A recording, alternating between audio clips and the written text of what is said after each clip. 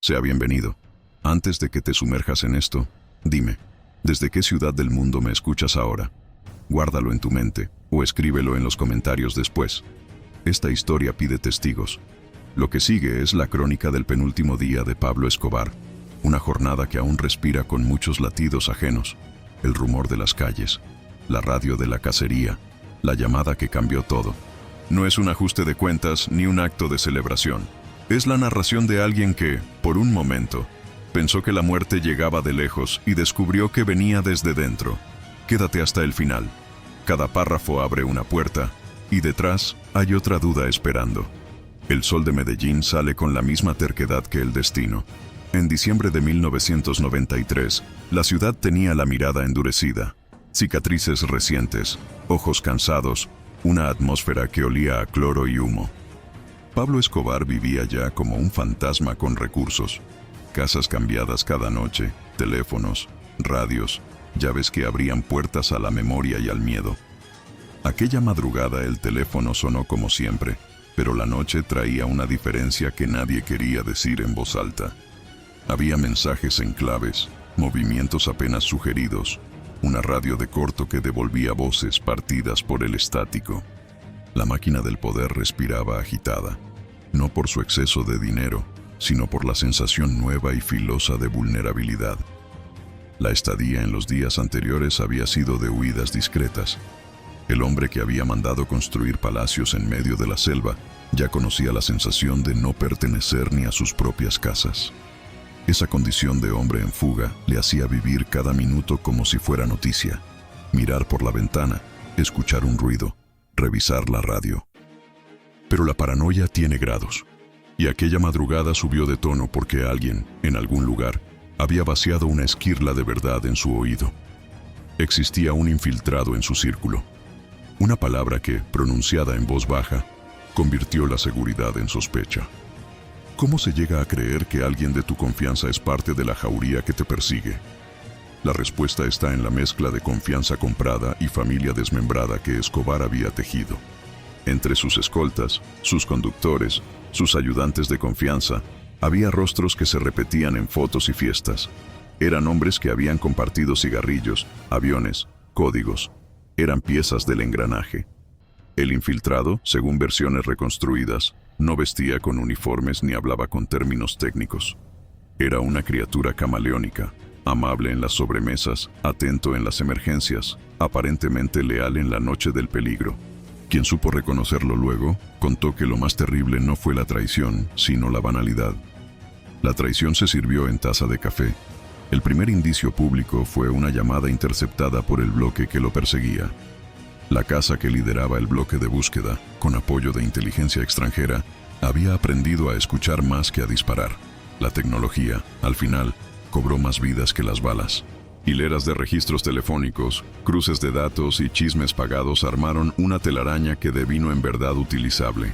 Una línea telefónica que solía latir dentro del radio de su barrio había hablado con una torre que apenas resonaba en el sur de la ciudad, un número que ahora sonaba como una sentencia. Cuando las cabezas del bloque informaron en voz baja que tenían a alguien cerca de Escobar, a alguien dentro, la noticia viajó como un corte por la ciudad. No quedaba claro si esa mano amiga era voluntaria o forzada. En la casa donde Pablo se escondía la mañana del penúltimo día, la luz era una mezcla de halógenos y sombras. La vivienda no era lujosa, porque la ostentación había pasado a ser arma, sino práctica. Paredes blancas, puertas que se cerraban con llave, ventanas pequeñas. Los que lo cuidaban procuraban una sensación mínima de normalidad, una radio con música vieja, algún libro en la mesa, una botella de ron a medias. Pero la rutina era falso bálsamo. El rumor del infiltrado había hecho nacer miradas que medían a los otros con sospecha. ¿Quién pasó corriendo la noche anterior por el patio con un paquete? ¿Quién dijo que no había escuchado nada cuando los perros ladraron? Las preguntas son como semillas que germinan rápido en la tierra del miedo. Pablo, que había aprendido a administrar el vértigo, intentó racionalizar. Llamó a sus hombres más cercanos como quien planea una rutina de seguridad. Horarios, rutas, teléfonos de emergencia.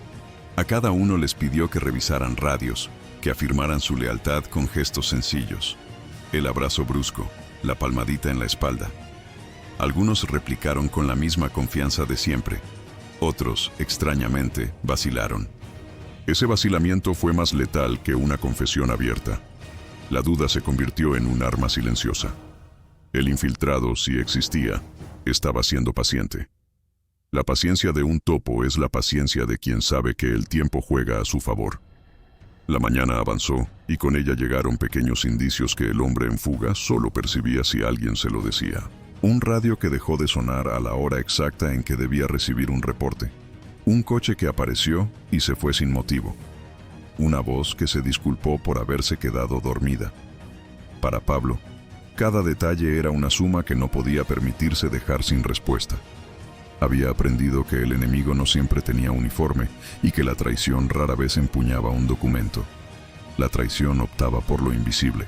En su interior, la noción de traición comenzó a ocupar el lugar de la estrategia. La guerra ya no era solo con el Estado, era con su propia sombra. Y sin embargo, incluso en esa mañana, el hombre que había impuesto su ley no dejó de mirar la ciudad como quien examina un mapa de apuestas. Pensó en sus hijos, en su familia, en el rostro de su madre, en los minutos felices que alguna vez tuvo entre lujos, y en la sensación de que la fortuna era un animal indómito que podía volverse en su contra.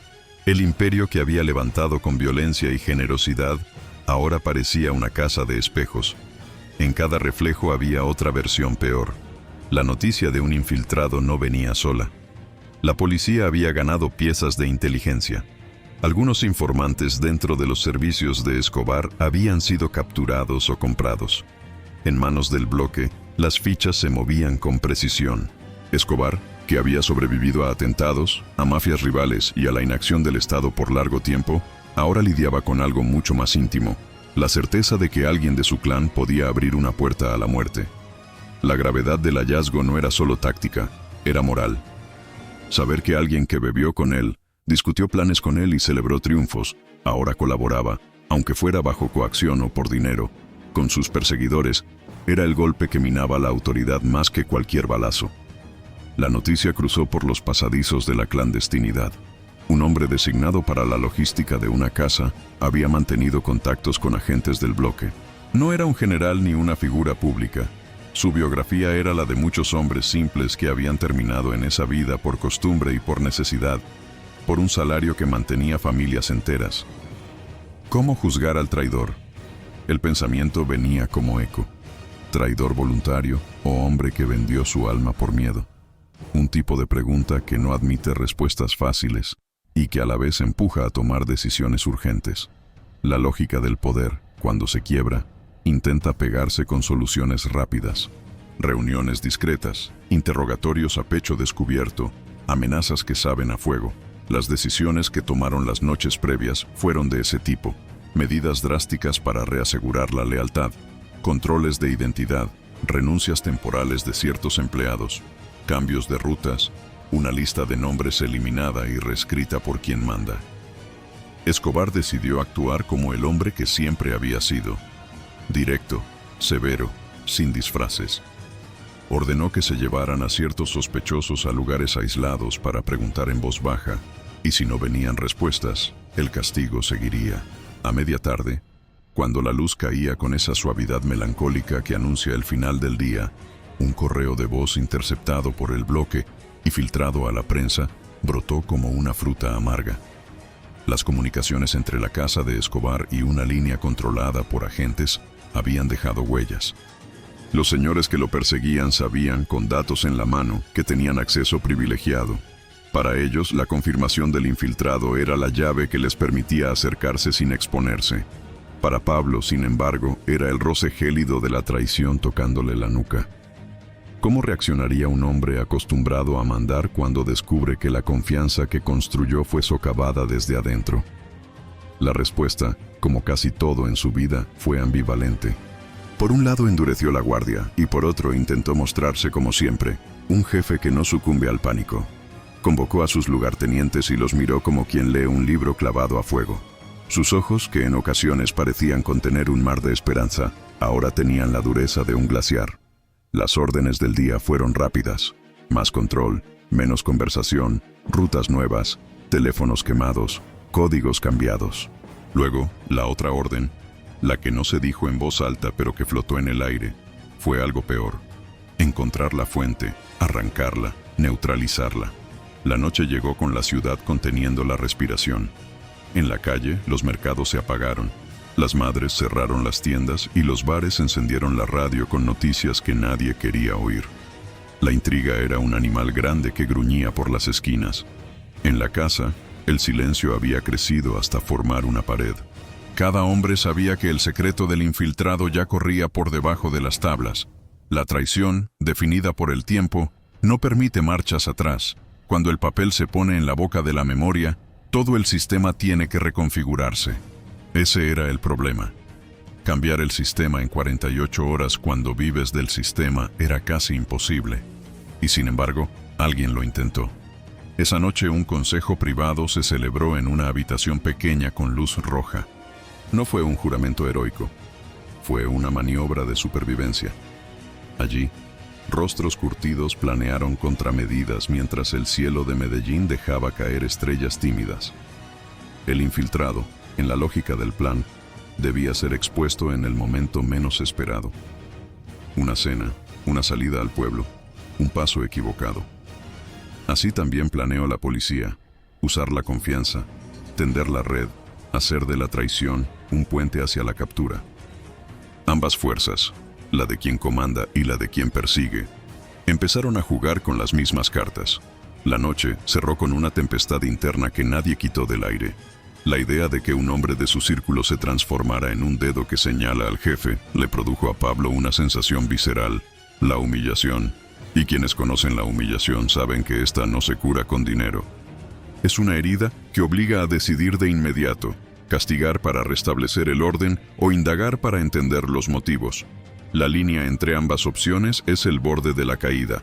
En la madrugada del penúltimo día, mientras las radios emitían un murmullo de noticias controladas y la ciudad dormía con vigilias abiertas, Pablo cerró los ojos intentando pensar en otra cosa.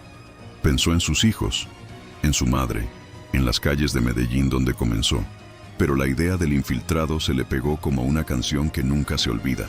Y en ese pensar quizá hubo un presagio. La sensación de que el enemigo más terrible no llegaría con uniformes, sino con un vaso de agua en la mano. La madrugada no devolvió respuestas, solo más preguntas. Pablo sintió que el mundo se contrajo en torno suyo como una jaula que no entiende de razones. Desde la voz omnisciente que todo lo ve, se percibía la trama como una madeja. Hilos de miedo, decisiones, arrepentimientos, todo entrelazado por azares y por errores. Las unidades del bloque de búsqueda trabajaban sin descanso. Sus hombres conocían la ciudad como un mapa íntimo, pero la ciudad cambia con la noche y la gente. En el corazón del infierno, el traidor parecía pequeño, pero su acto era el veneno. El sol subió, y con él vino la lógica de las pruebas. Sin ruido escandaloso, agentes encubiertos fueron confirmando pasos. En determinadas conversaciones recogidas por escuchas, el infiltrado había pasado coordenadas o había transmitido identificadores de teléfonos que permitieron localizar refugios. No se trataba solo de hablar, era de dar datos. Dar datos es abrir puertas, y los que hacen puertas abiertas a la casa saben que el tiempo para cerrar la brecha es pequeño. En la narración que se armó después, un nombre circuló, no un coronel ni una figura pública, sino un subordinado de logística, un hombre encargado de mover vehículos y custodiar llaves. Su perfil encajaba con la de muchos, trabajador que aprendió a sobrevivir en ese oficio. La diferencia es que su oficio rozaba a la muerte. La tensión en la casa de Escobar aumentó con la noticia de que la policía tenía ahora la posible ruta. Ese día la paranoia se volvió materia física. Se revisaron coches, cámaras improvisadas, cajas de embalaje. Todo parecía un ensayo que debía probar la fidelidad.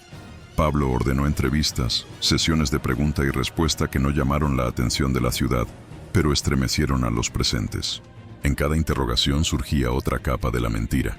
Se supo que alguien había cobrado un dinero pequeño por información, que otro había hablado bajo presión, que algunos habían pactado minimizar su propio destino.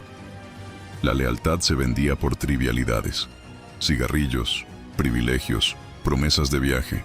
A media mañana llegó la confirmación que nadie en la casa quería. Un hombre del servicio, con las manos temblorosas, confesó que había sido contactado por una figura que usaba matrículas de la policía. Explicó que, asustado por amenazas previas, había hablado a cambio de garantías. La presentación del testimonio fue un golpe directo a la moral del grupo. Las certezas se transformaron en fragmentos. ¿Qué había motivado la traición? ¿Miedo, supervivencia o búsqueda de redención? La respuesta fue tantas cosas a la vez que no aportó consuelo. Para Pablo fue un corte interno. La bronca de saber que alguien de su mesa había hablado con sus perseguidores. Pablo, en la mirada del cronista omnisciente, no dejó de ser un personaje complejo. No solo era látigo y dinero, sino también un hombre que contaba con rituales para creer que aún dominaba su territorio. En su manera de resolver el asunto había un gesto que repetía su historia. Castigo, exhibición de poder y reafirmamiento simbólico de quien manda. Ordenó que el sospechoso fuera llevado a una pieza aislada, con 2 cuidadores que no se fiaban de sí mismos. Si la traición se demostraba, la lógica del poder dicta respuesta. Pero también decidió no precipitar la ejecución, porque la prisa puede borrar pistas y la captura de la fuente podía hacerles llegar más. En la balanza de la venganza y la inteligencia, escogió un sitio intermedio: detención, observación, interrogatorio. Mientras tanto, por las calles, el bloque orquestaba una jugada más grande. Sabían que la lealtad en el entorno de Escobar no era unívoca, que las ansiedades sociales y la codicia podían rendir secretos.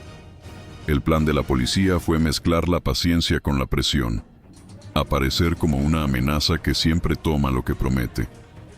Había órdenes de no ir al choque frontal todavía. Era preferible tirar de hilos, esperar.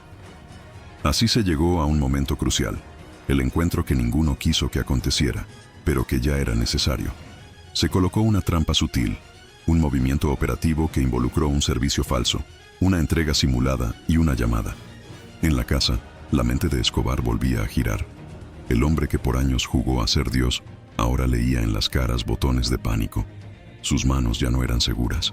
El infiltrado, si era quien ellos sospechaban, probablemente trabajaba desde la ingenuidad o desde la desesperación.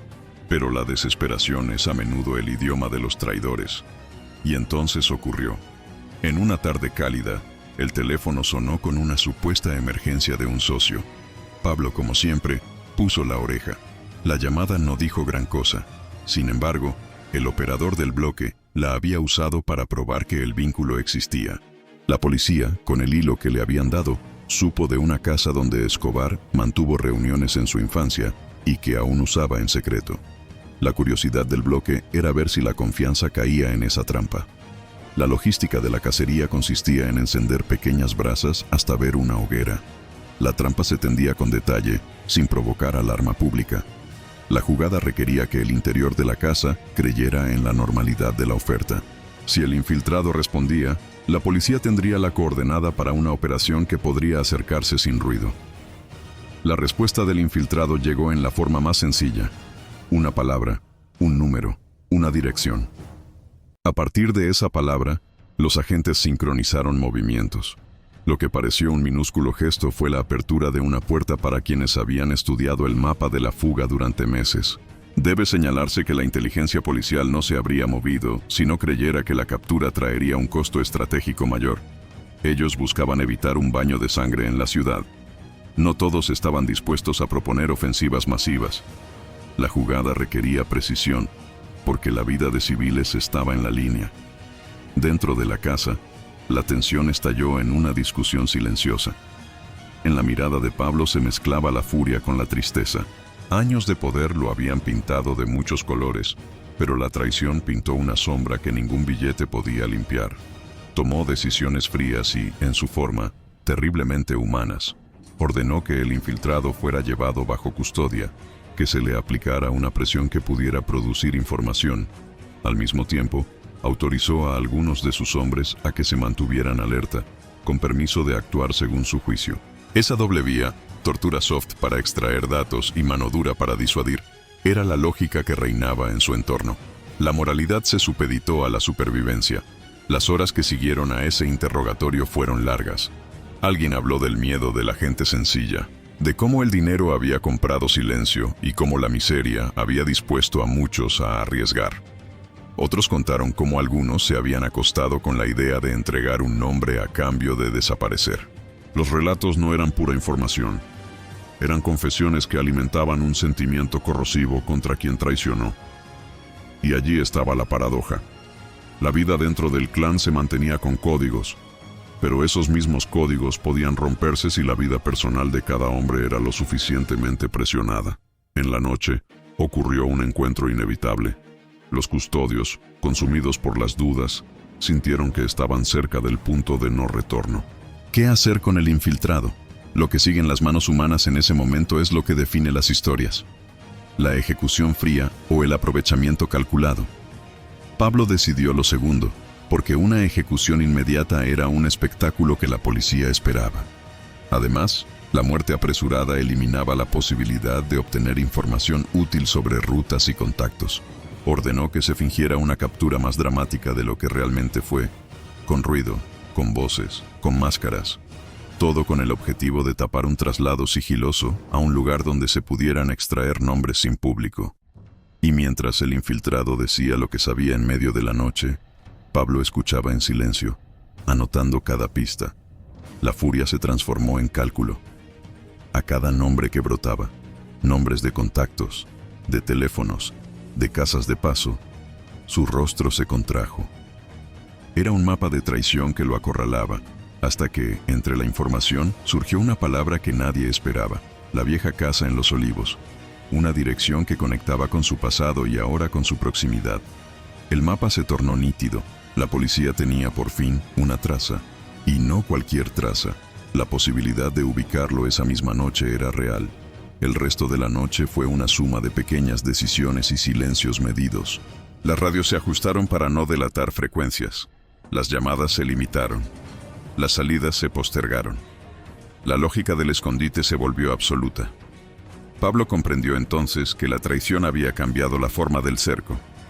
Ya no se trataba de evitar emboscadas en carreteras, sino de esconderse de la propia sombra. El infiltrado, sin intención heroica, había golpeado el centro de su mundo. Cuando la madrugada del último día empezó a bordear las ventanas, Pablo paseó por la casa con la sensación de que el tiempo se había hecho un animal que lo seguía. A su alrededor, los hombres se movían cansados. El infiltrado dormía, vigilado, en un cuarto frío. Los teléfonos estaban apagados. La ciudad respiraba en susurros. Eso que llaman destino empezaba a afilarse como una hoja. La noche anterior al final fue una lección de metal y de memoria. Pablo había pasado la vida creyendo que su astucia lo haría inmortal. Había negociado, comprado, amenazado y ofrecido recompensas que doblaban fortunas. Siempre había un plan de escape, un recurso oculto. Pero la traición de un hombre de su mundo demostró que ninguna fortuna compra el alma de todos. Una grieta en la muralla interna es suficiente para que la ciudad entera empuje. Cuando el sol se acercó al mediodía del último día, el panorama del cerco ya no era una hipótesis, era palpable. Las comunicaciones que el infiltrado había entregado llevaron a la activación final del bloque. Equipos en la periferia se escondieron en sus puestos. Las escuchas interceptadas mostraron la actividad de teléfonos que no debían sonar. La policía sabía en qué barrio mirar y casi en qué casa. Es preciso decir que la operación que vendría no era producto de la soberbia de un solo día, sino de meses de trabajo de inteligencia. Pero fue la colaboración interna la que acortó la distancia entre la teoría y la ejecución. Dentro de la casa, Pablo se movía con un gesto repetido. Tomaba un vaso, miraba a la ventana, luego se sentaba. El lujo de la calma no existía ya. Era un mito agotado. Sus manos, grandes y acostumbradas al mando, temblaban a veces cuando sostenía su taza de café. Sus hombres notaron el cambio. No es lo mismo ver a tu jefe fuerte como siempre que observarlo contemplando su propio ocaso. El infiltrado seguía allí, encorvado en su habitación, vigilado, quizás arrepentido, quizás frío. La narración no puede saber su alma, solo su acto. A media tarde, la ciudad cercana a Los Olivos comenzó a registrar movimientos extraños. Patrullas, autos sin insignias, miradas que no se cruzaban con nadie. El bloque había logrado cercar la zona con discreción. La idea no era reventar la casa con explosiones públicas, sino reducir opciones, cortar rutas de fuga y abrir un cerco más íntimo, menos espectacular.